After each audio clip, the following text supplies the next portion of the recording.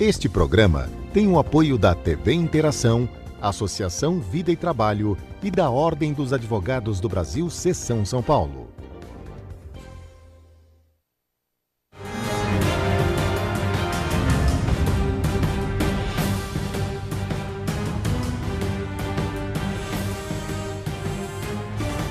Alô, amigos, bem-vindos ao Gente que Fala. Estamos na TV aberta, canal 9 da NET, canais 8 e 186 da Vivo. Estamos também na Rádio Trianon, AM 740 São Paulo, Rádio Universal, AM 810 Santos. Estamos transmitindo direto dos estúdios da TV aberta através da nossa fanpage facebook.com/programa Gente que Fala. E à noite estamos na TV Guarulhos, canal 20 UHF, canal 3 da NET em Guarulhos, 11h30 da noite. Acesse nosso blog, conheça nossos colunistas e colaboradores, gentequefala.com.br.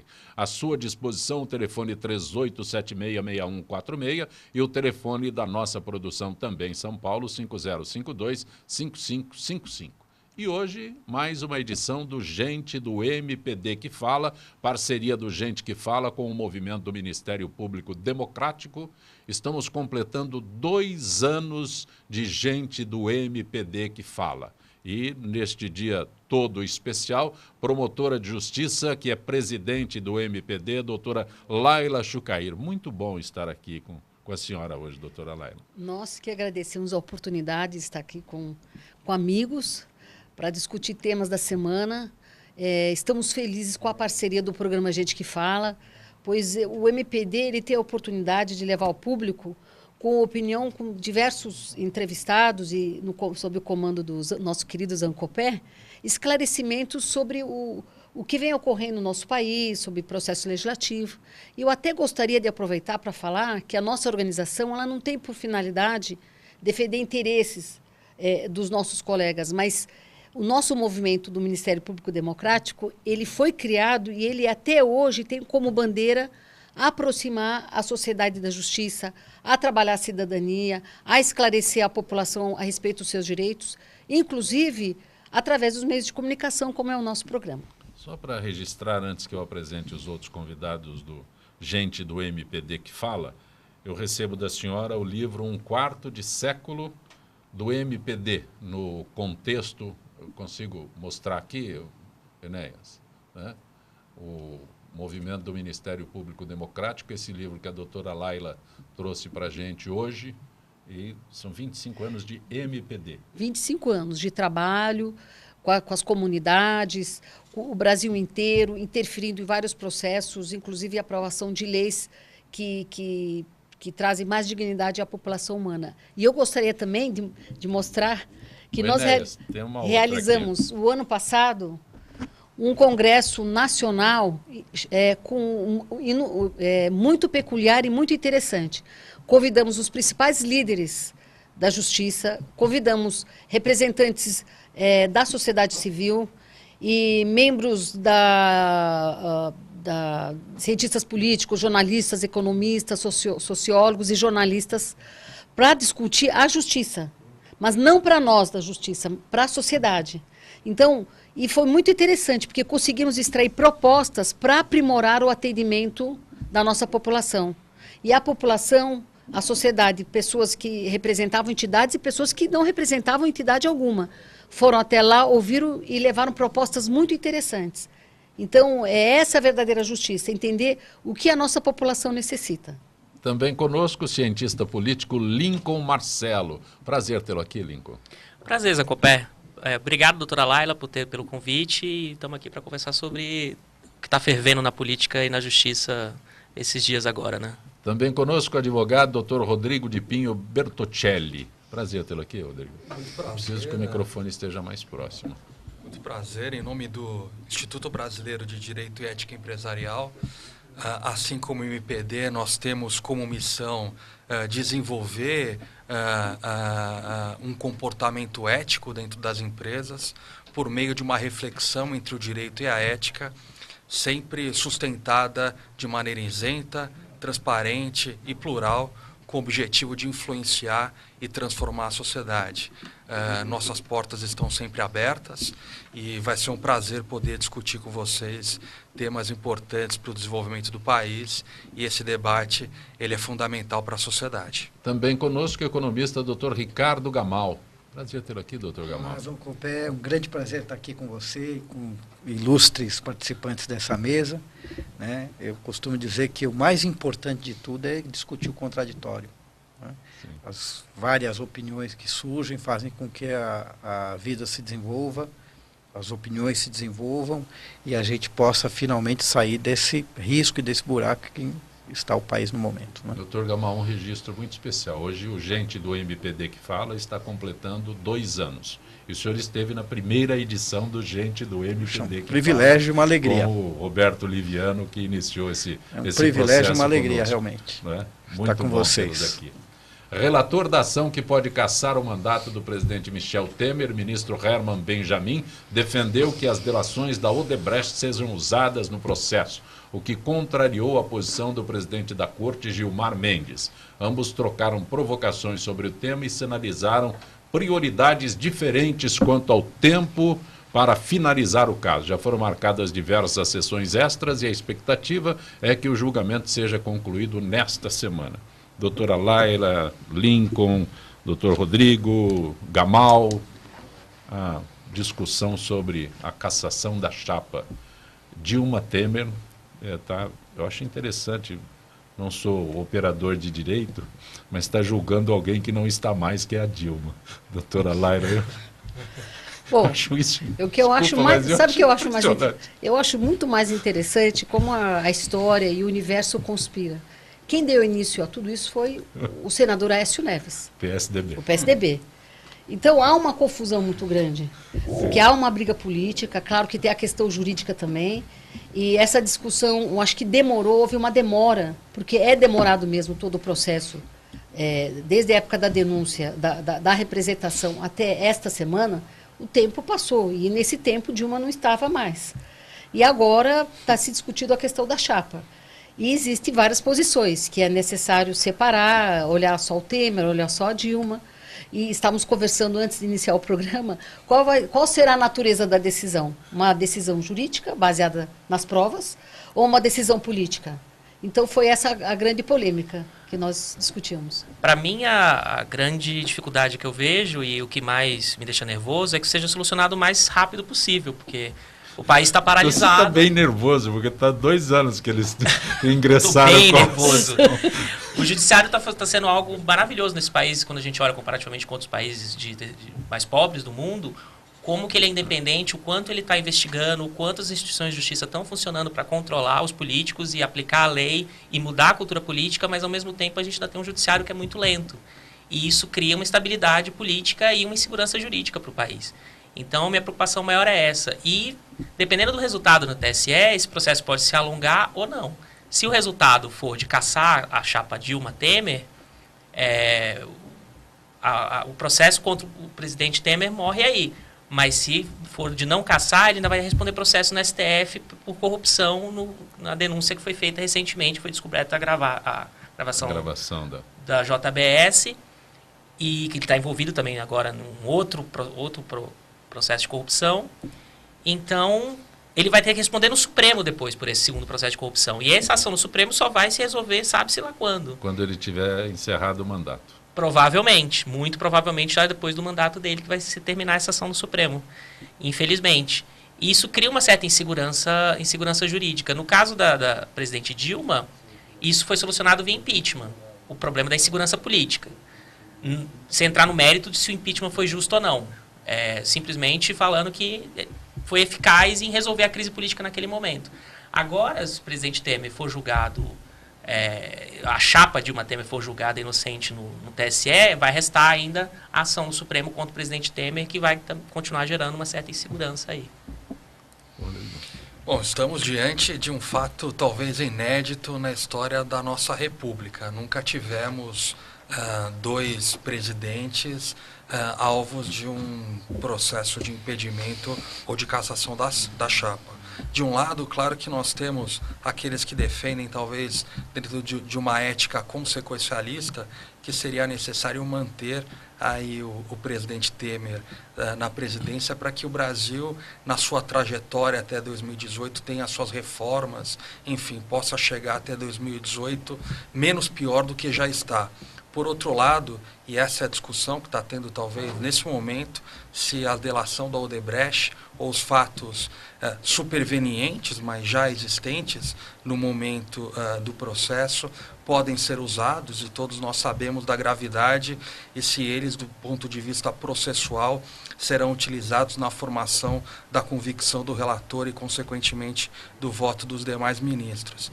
Enfim, é um tema polêmico, enfim, os ministros estão, neste exato momento, ainda analisando as preliminares, mas o mais importante é nós preservarmos o país diante de todas as adversidades e inseguranças que já existem, para que nós cheguemos até 2018 pronto para recomeçar e talvez reconstruir o país. Doutor Gamal, eu gostaria de abordar um outro viés. Eu tenho um cientista político, 2 operadores do direito, o senhor é economista. E os comentários é que essa delação, essa acusação da JBS, veio no momento em que a economia estava se recuperando, o Brasil estava respirando. Todos os economistas de plantão lá em Brasília, este era o momento, o Brasil já estava dando... Isso é verdade? Existe uma grande polêmica em torno desse assunto. Eu não vejo dessa forma, não vejo realmente dessa forma. Estava realmente muito longe de uma recuperação econômica, né? O desemprego bateu 14 milhões de Esse número pessoas. É real? Eu vou insistir nessa pergunta. Esse número equivale ao número de pessoas que estão procurando emprego.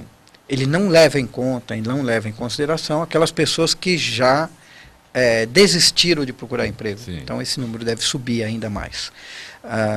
De qualquer forma, é um número subestimado. A economia está estagnada, não é? Existe, claro, que a inflação caiu um pouco, mas no deserto também não tem inflação. Acaba a inflação no deserto, porque a economia lá não existe, então acaba a inflação. Então, essa é a questão. Sobre a questão econômica daqui para frente, com essa crise política tão aguda, eu vejo que o setor financeiro vai tentar controlar e comandar o processo, de qualquer forma. Não sabemos ainda, a doutora Laila pode nos explicar mais sobre as questões jurídicas que podem nos levar a um lado ou a outro, e quanto tempo isso pode durar, que isso é importante na questão econômica também. Não é? Mas, de qualquer forma, supondo que o presidente Temer seja cassado e saia do mandato, se houver uma eleição indireta, o setor financeiro vai tentar controlar essa eleição indireta para pôr alguém no cargo de presidente que seja limpo em relação à Lava Jato e, ao mesmo tempo, de sua confiança, para continuar este processo do setor financeiro, que é o senhor Henrique Meirelles, por exemplo. Pode ser um outro, mas o ideal para a economia, acho que até a tendência do que pode acontecer no Brasil, pode ser essa aí. A política econômica é, de verdade, uma política econômica desastrosa, né? Ela faz de tudo para cortar gastos, mas não corta os juros muito pouco, é muito aquém do necessário. Na verdade, estão barrigando essa coisa do corte de juros. Os juros deveriam estar pelo menos em 1% ou 0% no Brasil, né? Está em 10,25%. É muito para um país desse que precisa se levantar. Taxa Selic, a taxa básica da economia, né? Ela deveria ser talvez negativa até. Ela é hoje uma taxa, a taxa real é muito alta, talvez tenha subido, embora nominalmente tenha caído, a taxa real em relação à inflação subiu, o que desencoraja qualquer investimento empresarial. Porque na medida em que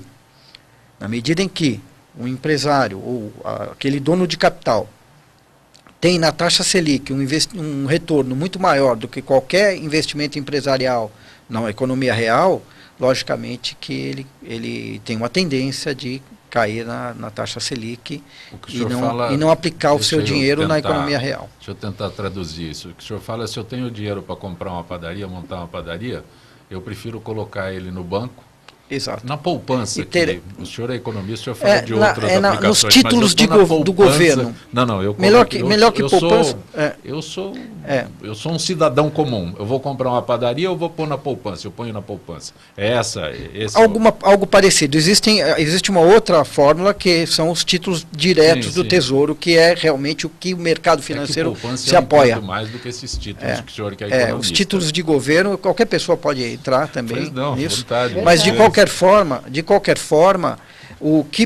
a tendência para o Brasil é como vai ser controlado este processo na parte econômica, né?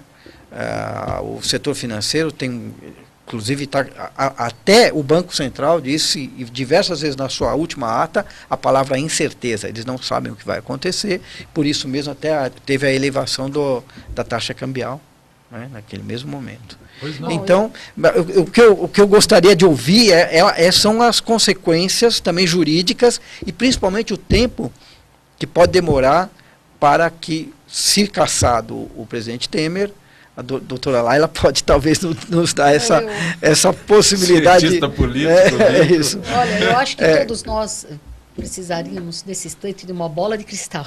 Por quê? Estávamos conversando que, se formos obedecer o trâmite da lei, com certeza, se caso ele for cassado, pode recorrer ao Supremo, que pode ser tudo muito breve.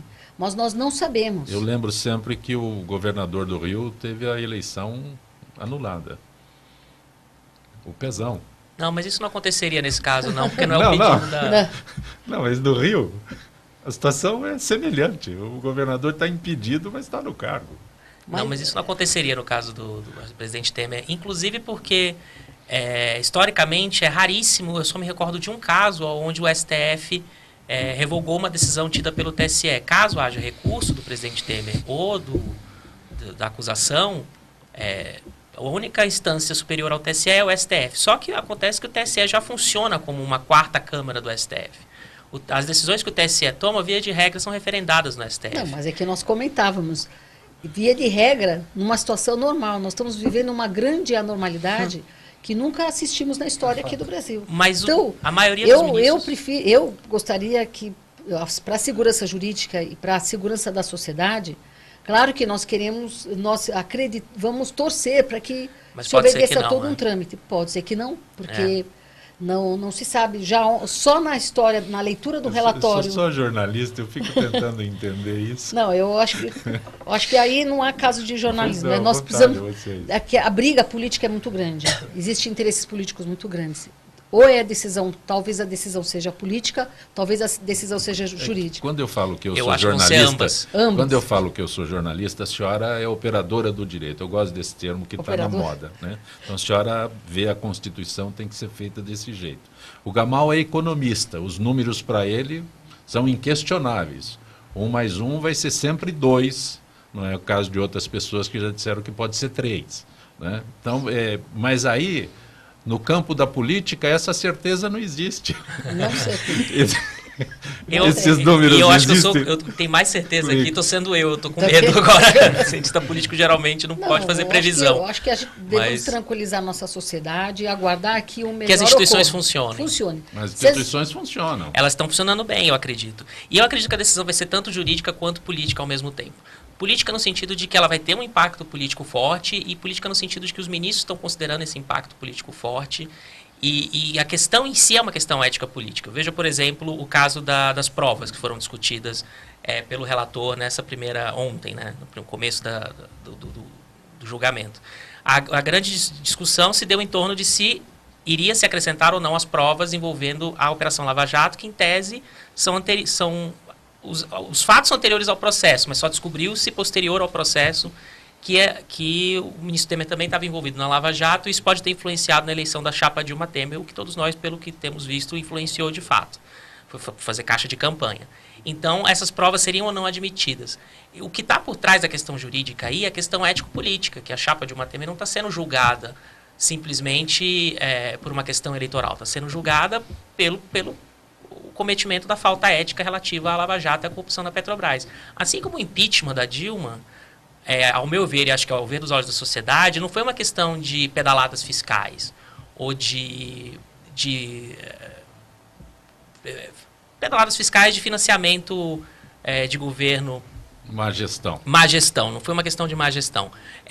Porque eles podiam acusar no impeachment da Dilma eram as pedaladas fiscais. Então eles usaram isso como uma desculpa, mas o que estava por trás é uma questão que a sociedade está cobrando, que é a ética político-eleitoral. E, de fato, ela respondeu ao processo assim. Agora eu acredito que o TSE vai olhar para a questão, o Judiciário vai olhar para a questão da mesma maneira, olhando como se fosse algo relativo à Lava Jato. E aí, na admissão de provas, essa discussão já vem aparecendo. Então, o sentido político nesse sentido que está sendo o processo no Judiciário, e não no sentido político partidário. Eu acho que, do ponto de vista, se a gente pensar a política como algo partidário, o Supremo, o TSE está atuando em favor desse ou daquele governante, ou desse ou daquele partido, ou desse ou daquele político. Quanto a isso, eu sou bastante tranquilo. Eu realmente confio que nossos ministros são independentes e livres para formarem as suas convicções, até porque a maioria dos ministros do TSE são ministros juízes de carreira, já que chegaram ao tribunal por via de concurso público. E os ministros que têm uma carreira mais política, como o ministro Gilmar Mendes, por exemplo, também são ministros bastante qualificados juridicamente e são livres e independentes para decidir como eles quiserem. Eles não devem ninguém ao mandato de juiz que eles têm. Algo a acrescentar, Rodrigo? Do ponto de vista técnico processual, não é uma tarefa fácil aqui entrar nos seus detalhes, né? Talvez, parafraseando o próprio ministro relator, o ministro não pode julgar com os olhos fechados, né? Se os fatos antecederam ou não o momento do início do processo, como ele mesmo coloca, são fatos absolutamente notórios. Ele até usa a expressão que talvez só uma tribo mais afastada no rincão do Amazonas não tivesse conhecimento das consequências da Lava Jato. O importante é registrar que o Tribunal Superior Eleitoral é um órgão colegiado, 3 ministros do Supremo, 2 da STJ, 2 advogados de carreira que militam na corte, mas tem uma característica política. O objeto de análise deles são eleições, né? Então é difícil dissociar, nesse caso, né, doutora, o lado técnico, jurídico, que, enfim, está em constante mudança, né? A sociedade muda, né? Do aspecto político. Portanto, esse é o ponto que, de fato, é um grande desafio e nós estamos testemunhando um momento seguramente histórico para o Brasil. Além do que, considero gravíssimo tirar um presidente da República, é algo que tem que ser realmente discutido, não é? Porque isso vai criar jurisprudência para novas judicializações de outras eleições. E essa é uma consequência grave, porque lá na frente, uma nova eleição direta, judicializar completamente tudo isso pode gerar prejuízos grandes para a sociedade. Porque muitas vezes, aquele que foi eleito presidente da República, ele era um fora da lei antes. E ele é eleito para ser colocado dentro da lei, ou para mudar essas leis. E ele está criminalizado. Existem vários exemplos na história. Nelson Mandela é um deles. Ele era um fora da lei. Não é? Então a sociedade, o voto tem que ser protegido. Por isso tem que ser bem discutido. Não estou levando em conta a questão ética do presidente Temer, e realmente o que aconteceu é gravíssimo em relação a... O que eu estou querendo dizer é que esta questão judicial tem que ser muito bem analisada, não é? Porque leva em conta o voto popular.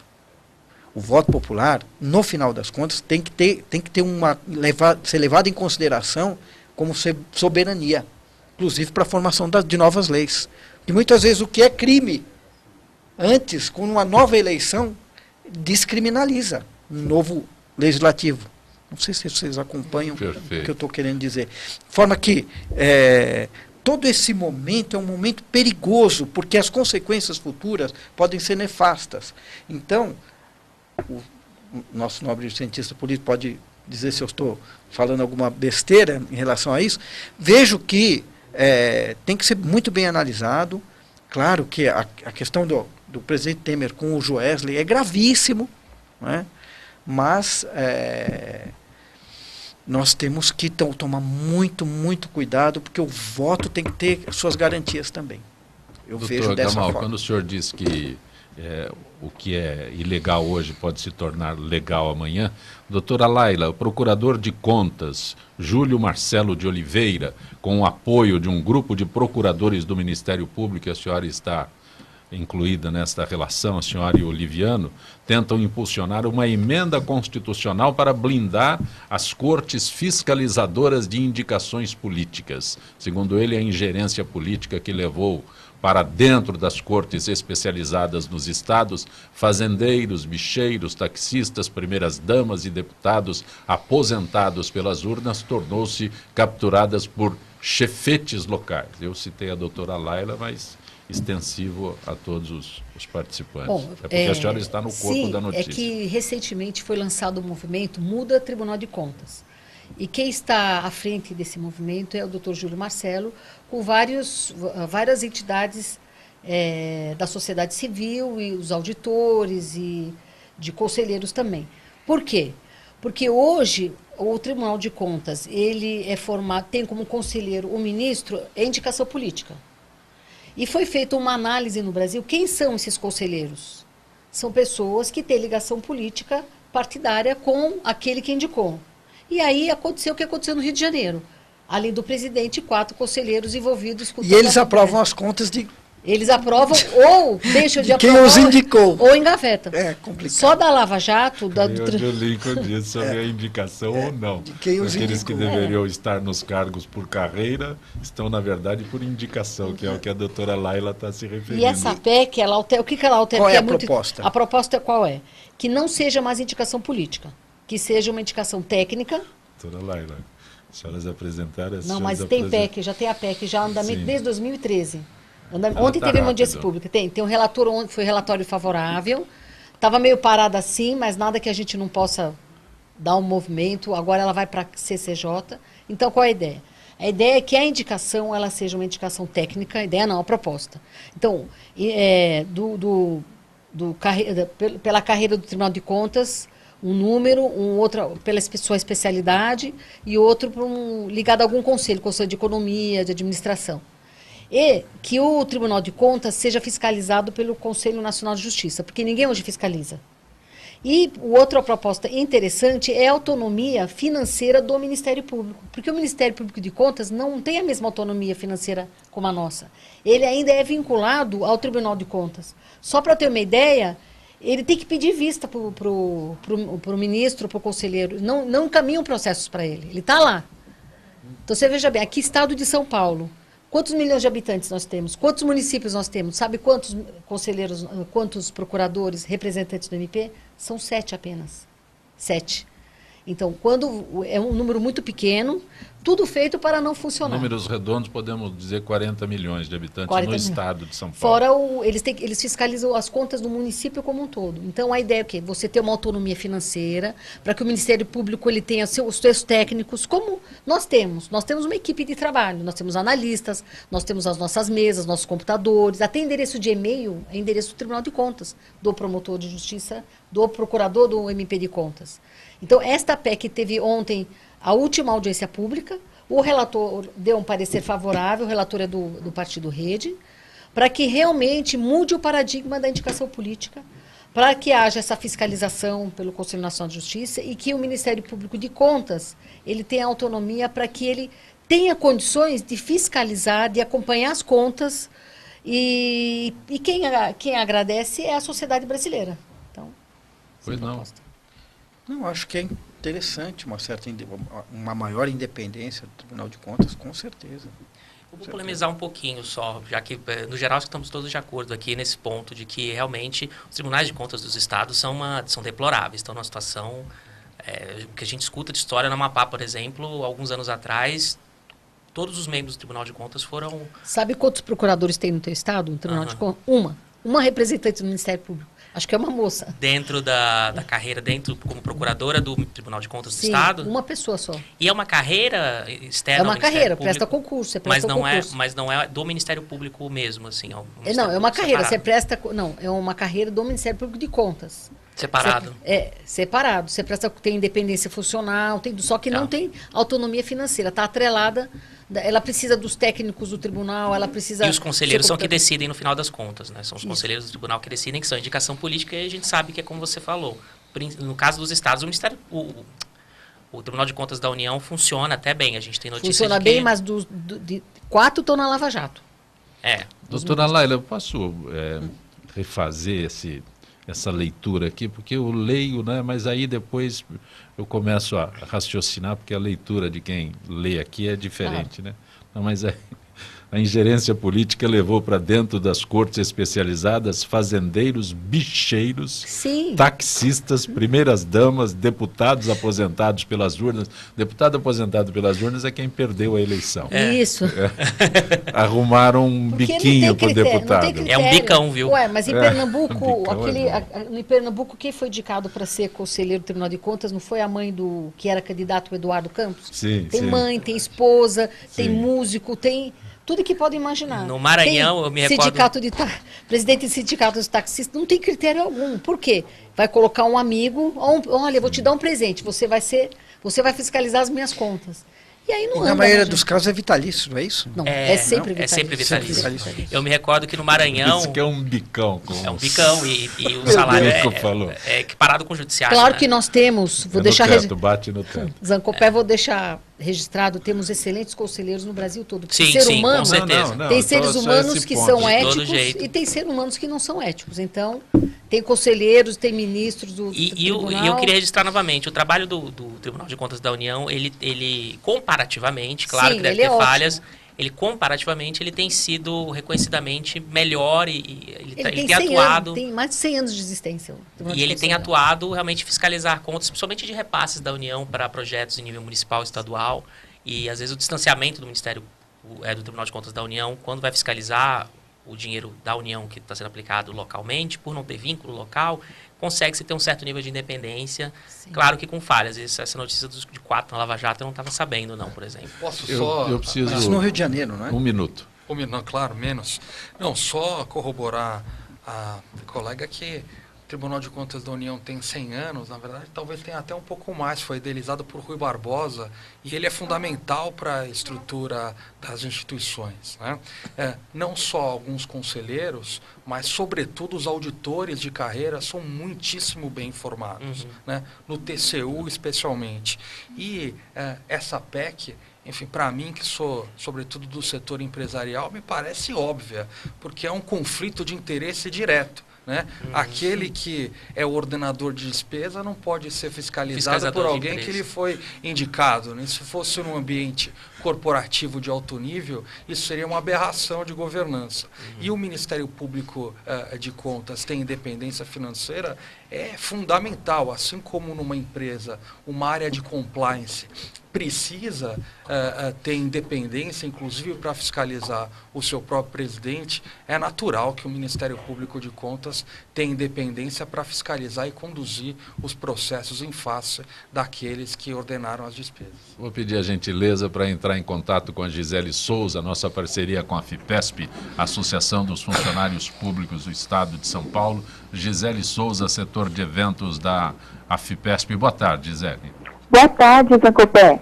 E boa tarde aos debatedores do Gente que Fala. Gisele, vamos insistir aqui na reforma da Previdência. Relator da Previdência diz que não é possível avançar com reforma no atual cenário. Arthur Oliveira Maia, o relator da reforma, soltou nota à imprensa sobre as votações na Câmara. O que ele disse, Gisele? Então, Zancopé, falando sobre as denúncias que envolveram o presidente, o relator Arthur Maia disparou. Ao longo da semana, tivemos a clara impressão de que as inúmeras notícias positivas divulgadas pela imprensa apontavam para um futuro melhor para o nosso país. Não tenho dúvidas de que a expectativa da reforma da Previdência, para a qual trabalhei com tanta determinação, sempre com o norte de diminuir privilégios e garantir os benefícios aos mais necessitados, contribuiu para esse cenário de esperança.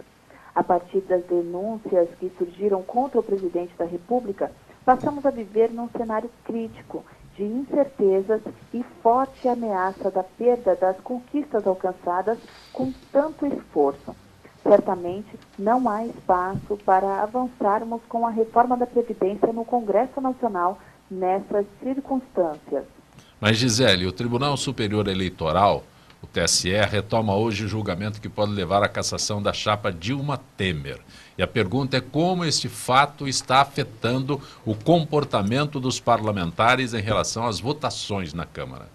De acordo com o presidente da Câmara, o Rodrigo Maia, cabe ao Legislativo manter a agenda de votações daquilo que é prioridade para o Brasil, afirmando que não é só a reforma da Previdência, PEC 287-2016, entrará em votação, mas também outros temas serão votados nos próximos meses.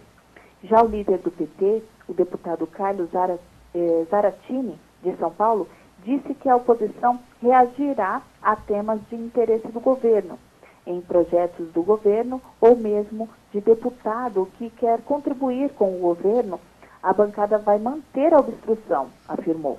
O PSDB, até então partido que apoia Temer, se manifestou apontando abuso de poder político e econômico na eleição de 2014, se referindo à chapa Dilma Temer. Gisele, eu vou insistir aqui nesse aspecto, né? O atual cenário em Brasília.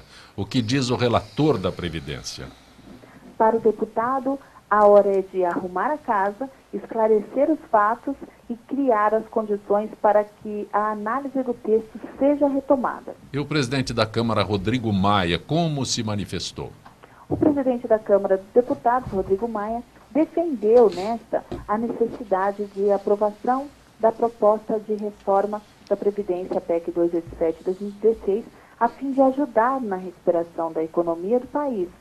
A gente precisa falar a verdade, olhando olho no olho, para voltar a ter emprego, recuperar a renda e ter uma taxa de juros abaixo de 2 dígitos. É preciso, de forma radical, a reforma da Previdência, dizem. De acordo com o presidente da Câmara, o déficit da Previdência Social é crescente e inviabiliza investimentos, o que aprofunda a recessão. A reforma é, para Maia, o caminho necessário para garantir um Estado equilibrado. Segundo Rodrigo Maia, a Câmara vai definir a melhor data para iniciar a votação do texto no plenário. Ainda não há consenso entre parlamentares da base governista e da oposição, Zancopé. Ok, Gisele, agradeço mais uma vez tua gentileza com o nosso Gente que Fala. Uma boa tarde, Gisele. Boa tarde a todos vocês e a todos os ouvintes de Gente que Fala. E nesta edição do Gente do MPD que Fala, espaço para o repórter Bruno Uchoa.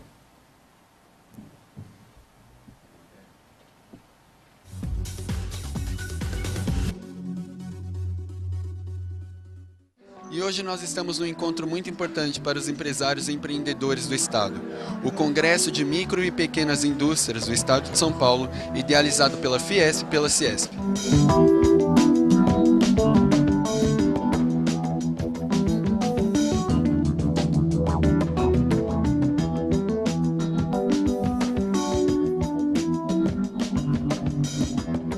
Nós estamos realizando o nosso 12º Congresso da Micro e Pequena Indústria.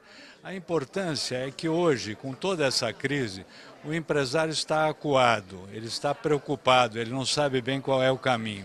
E o nosso Congresso está trazendo ferramentas para ajudá-lo a pensar a sua indústria para o futuro. Se ele hoje fica travado com essa crise toda, ele não consegue se desenvolver, ele não consegue resolver os seus problemas de crédito, por exemplo, que é um dos tópicos que nós estamos abordando. Destravar o crédito, facilitar a negociação das suas dívidas, que o empresário hoje precisa ter essa tranquilidade para poder olhar para a sua produção. Nós temos algumas salas em paralelo aos tópicos do Congresso que atendem o empresário em crédito, gestão, mídia digital, marketing, enfim. Estamos trazendo o máximo de ferramentas para ajudá-lo a ter tranquilidade hoje no presente e pensar o futuro.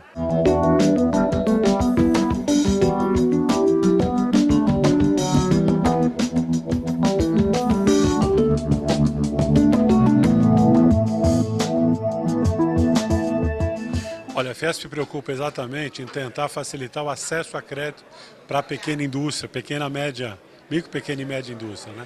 Nós temos vários programas efetivamente junto aos bancos para dar a possibilidade efetivamente da empresa se apresentar ao banco com um plano de negócios, com uma condição que eventualmente viabilize principalmente investimento e também, quando ela tiver necessidade de capital de giro, a gente eventualmente consiga suprir essa necessidade. Eu acho que é importante salientar, que eu sempre digo isso, que junto com isso é muito, muito importante que a própria empresa tenha os seus controles, o seu cadastro, os seus números muito claros. Porque isso sim, na hora que você se apresenta a um banco, mostrando eventualmente que você é uma empresa séria, tem seus números corretos, tem tudo uma clareza, facilita bastante essa possibilidade.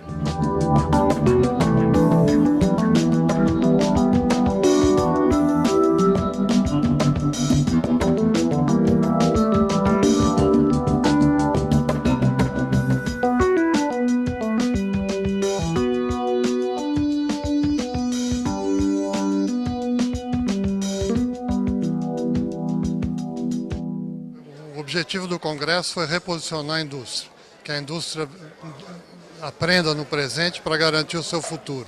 Nós não podemos perder essa industrialização, demoramos 200 anos para construí-la, é um patrimônio do Brasil e a gente tem que defendê-lo. O Brasil tem exportado produtos naturais. Felizmente é um país aqui abençoado por Deus, com muita riqueza natural. Mas o que nós temos que exportar é produto industrializado, com maior valor agregado, que dê resultado, que dê emprego. Este programa tem o apoio da TV Interação, Associação Vida e Trabalho e da Ordem dos Advogados do Brasil, Seção São Paulo.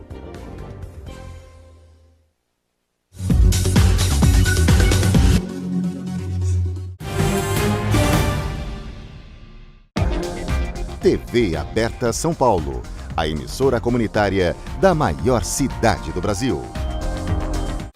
Venha fazer parte da família TV Aberta. Entre em contato conosco pelo telefone 3868-2802 e saiba como trazer o seu programa para ser exibido aqui na nossa programação através de uma associação sem fins lucrativos. Não perca essa oportunidade de estar com mais de 3 milhões de telespectadores.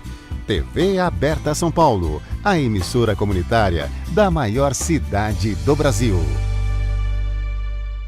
Há mais de 20 anos no ar, o programa Shalom Brasil traz semanalmente reportagens sobre a cultura judaica, artes, espetáculos, entrevistas com personalidades, políticos e matérias de comportamento ligadas ao judaísmo. Além disso, possui quadros especiais, deixando o telespectador bem informado. Não perca, todo sábado às 21 horas, com reprises domingo às 19 horas, segunda-feira às 22 horas e 30 minutos e quinta-feira às 23 horas, aqui na TV Aberta. Você pode assistir a TV Aberta pelos canais 9 da NET e 186 da Vivo TV. Saiba mais em www.tvaberta.tv.br. TV Aberta São Paulo, a emissora comunitária da maior cidade do Brasil. Acesse o site da TV Aberta São Paulo, www.tvaberta.tv.br. Vídeos. Olá, a partir de... Notícias. Promoções. Assista a nossa programação em tempo real e faça sua pergunta para os programas ao vivo. Participe da emissora comunitária da maior cidade do Brasil. Acompanhe os programas ao vivo da TV Aberta São Paulo. Toda terça-feira às 19 horas, Direito e Globalização. Quarta-feira às 19 horas, Câmara Aberta Sindical. E quinta-feira ao meio-dia, o Em Cartaz. Faça perguntas ou comentários pelo site durante o programa ao vivo. Participe! Vou falar para vocês de casa, nós estamos ao vivo, TV Aberta São Paulo, a emissora comunitária da maior cidade do Brasil.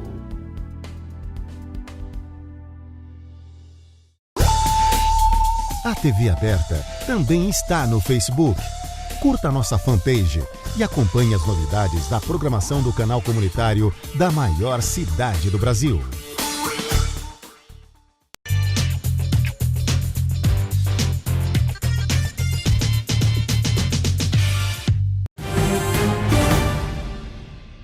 Retornamos com o nosso Gente do MPD que Fala, parceria do Gente que Fala com o movimento do Ministério Público Democrático, hoje representado pela promotora de justiça doutora Laila Chucair, que é a presidente do MPD, cientista político Lincoln Marcelo, advogado doutor Rodrigo de Pinho Bertocelli, que é presidente do IBDE, e o economista Ricardo Gamal. Doutora Laila, antes que a gente tivesse esse intervalo, uma realidade histórica no Brasil se tornou ainda mais dramática nos últimos anos. Cada vez mais jovens e negros morrem no Brasil.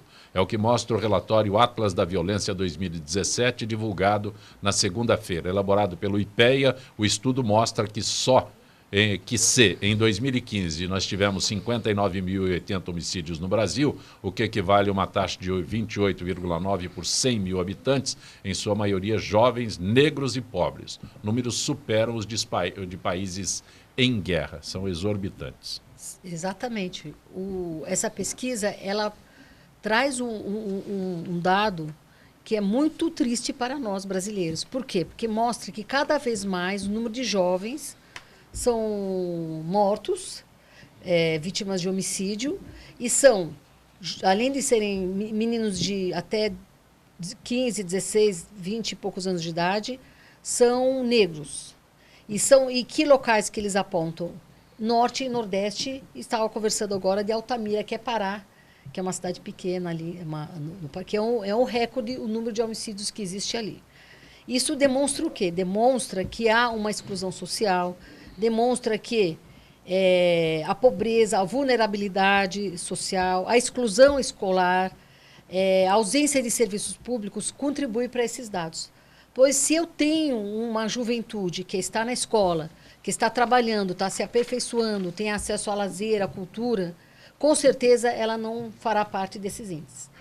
E recentemente conheci um grupo de pessoas que realizam um trabalho no estado do Espírito Santo, porque Espírito Santo era considerado o estado mais violento do Brasil. E ele não entrou nessa estatística. Mas o que aconteceu? Ele realizou um trabalho muito interessante. E o que deve ser feito? Com os dados, eles fizeram um trabalho de rede, ou seja, levar os serviços para os locais. Não só a polícia. Claro que a polícia e a segurança é muito importante. Mas é importante colocar escola, creche, saúde, moradia popular, aproximar a justiça da sociedade. Tudo isso inibe a exclusão desse jovem e contribui para esse drástico resultado. O caldo de cultura do desemprego é fortíssimo em relação à violência também, não é? Desemprego hoje de 14 milhões de pessoas, fora aquelas que já desistiram de procurar emprego, gera uma Por que o senhor fala? possibilidade o senhor insistiu, desistiram de procurar empregos. Quando eu perguntei elas não estão na estatística. Essas pessoas não estão na estatística do IBGE. Não estão. A pergunta do IBGE é há quanto tempo você está procurando emprego? E não se a pessoa não está mais procurando, eu insisti ela responde... porque vem os números, né? Temos 12 milhões de desempregados, temos 13 milhões de desempregados, temos 14 milhões. Esse número é real? Então, o que se coloca agora é que não é um número real. Não, e qual é a pergunta, mais Lincoln? ainda, Qual é a pergunta, o desemprego Lincoln? é ainda maior. Qual é a pergunta? Há quanto tempo você está procurando emprego? Então, se a pessoa não está nem procurando mais emprego, se ela já desistiu de arrumar emprego, ela responde, eu não estou procurando emprego. Aí ela anota-se no questionário que ela está empregada, já que ela não está procurando emprego. Só que, na verdade, ela está desempregada há tantos anos que ela já nem procura mais emprego. São pessoas que estão já estão colocadas à margem da questão do emprego formal. Já estão à margem. Sim. Estão caindo na margem da coisa já. Então, de verdade, é lamentável, porque o país tão grande, tão rico, não é? Está enredado aí uma desculpa questão... a insistência, mas eu incluo aí, né, eu coloco nesses números que o senhor diz aí, aqueles que estão vendendo bala em farol, sim, a informalidade, aqueles que estão fazendo malabarismo no farol. Isso, a informalidade mais de uma claro. forma geral, e aqueles que já caíram na sarjeta mesmo, também já não estão mais nessa estatística. Os que estão na criminalidade, inclusive, estão à margem do processo produtivo normal, não é? E que vai gerar muita violência ainda é o aumento do desemprego. A política econômica não mudou. Né? Vejo que o agronegócio teve algum desenvolvimento, não fosse ele não teria nem esse pequeno aumento do PIB, né? Mas o agronegócio é altamente mecanizado hoje também no Brasil. Né? Então, não significa mão de obra. Exatamente. É preciso incentivar a indústria, a tecnologia, né?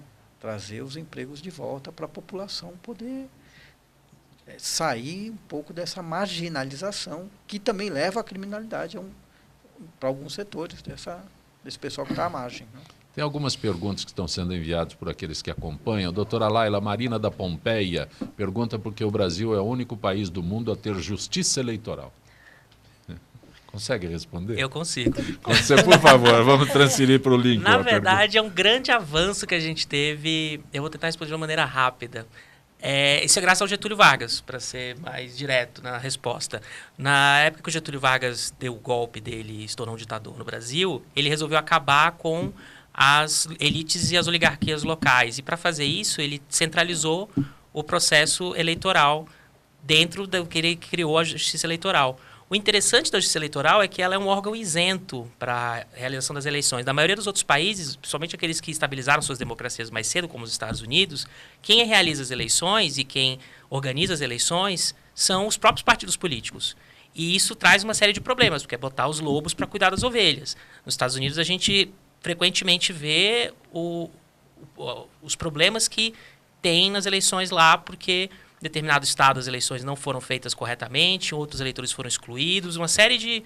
É igual em todo lugar. Menos no Brasil. No Brasil a gente tem essa grande ferramenta. Você que é uma boa jabuticaba. É uma boa jabuticaba. Ela tem alguns pequenos problemas, que é pelo fato da justiça... Tá rajadinho só. Pelo fato da justiça eleitoral ser tão isolada da política, às vezes eles tomam decisões que são completamente alienígenas ao mundo político, e aí isso cria certos atritos com o sistema político como um todo. Mas, de modo geral, a justiça eleitoral é uma tecnologia que a gente tem política que foi criada não por bondade, mas porque Getúlio queria quebrar as oligarquias locais. E permanece até hoje e garante o processo democrático isento e garante que as eleições não sejam capturadas pelos próprios partidos políticos, como acontece em vários outros países do mundo. Doutor Rodrigo, rapidamente para o Jaime do Jardim Bonfilholi, a sua posição sobre depoimento por videoconferência. É um tema também sempre controverso, né? Por um lado, gera uma economicidade e vale lembrar que o princípio da economicidade está previsto na Constituição, salvo engano, no artigo 37, inciso 21. Por outro lado, não sou magistrado, mas ouço de alguns que às vezes olhar nos olhos faz diferença, né? Eu me filio, talvez, pela necessidade do Estado otimizar os seus recursos. Como regra, penso que a videoconferência ela é eficaz, enfim, no universo corporativo, ela é utilizada em grande escala e com bastante eficiência. Salvo se o juiz entender que é absolutamente necessário ouvir o réu presencialmente, trazer eventualmente de um complexo prisional até o Fórum Mário Guimarães aqui na Barra Funda, que tem um custo e somos nós que pagamos como contribuinte. Penso, portanto, respondendo aí a nossa telespectadora, que a videoconferência é um bom instrumento. O doutor Gamal Marcos de Pinheiros pergunta onde está o pato amarelo. Então, é que está. O pato amarelo ficou lá na Fiesp. Mas, veja só, tudo é um processo, né? O resultado disso tudo não tem sido tão considerável por momento. A política econômica continua a mesma. Ela é a mesma, fazem 30 anos já. Continuou com os governos do PT e do PSDB. Né? Essa política econômica é nefasta, ela leva à desindustrialização. E, no final das contas, nós teremos que lutar para trocar essa política econômica. Ela está levando o país, inclusive, as pedaladas fiscais ocorreram por conta de se obedecer demais a essa política econômica. Né? Essa questão das pedaladas, do impeachment, ocorreu também por conta disso.